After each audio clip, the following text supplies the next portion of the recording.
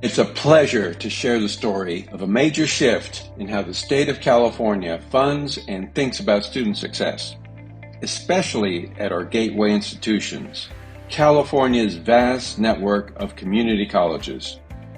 For decades leading up to 2018, California's community colleges received almost all of their state funding, approximately 97%, through a single primary metric: full-time equivalent students, or FTES, calculated at the census date.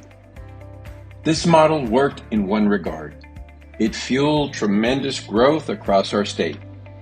Enrollment soared beyond 2.4 million students by 2018, with the per-unit cost for students kept under $50 and funding tied directly to enrollment. The state effectively built the largest system of higher education in the country. But, as is often the case, relying on a single revenue metric led to a series of misaligned and compounding incentives over time that ultimately worked against student success. Colleges were incentivized to enroll students, not to support them.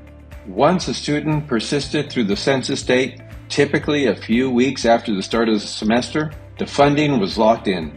There was no financial incentive for helping students complete a course, move on to the next term, or even to graduate. As a result, many colleges invested more in marketing and recruitment than in proven student success strategies like academic advising, tutoring, or completion efforts. Even well-intentioned interventions to support first-generation or low-income learners were often unfunded because they didn't move the needle on FTES. To make things even more complex, faculty bargaining unit agreements were structured to share in the revenue from enrollment growth. So even if a college increased enrollment by, say, 3%, but student completion or retention dropped by 5%, faculty were still rewarded financially with a prorated share of the enrollment growth revenue. These incentives were fundamentally misaligned with student success. In 2016-17, the California Community Colleges Chancellor's Office was working to secure $150 million to support the system-wide implementation of guided pathways, a promising student success framework. But my team at the Chancellor's Office and I knew that unless we changed the underlying funding formula, those reforms wouldn't stick. The financial incentives simply ran counter to the goals of guided pathways. So in 2017, we began working closely with Governor Jerry Brown and his Department of Finance to develop a new approach, one that would reward not just access, but equity and outcomes. We studied what states like Washington and Ohio were doing with performance-based funding, but decided to take a different path. Rather than focusing on financial efficiency, we wanted to focus on student success. Thus, the Student-Centered Funding Formula, or SCFF, was born. The SCFF has three core funding components. Enrollment, still important, but with added weight for enrolling first-generation students, DACA recipients, and English language learners.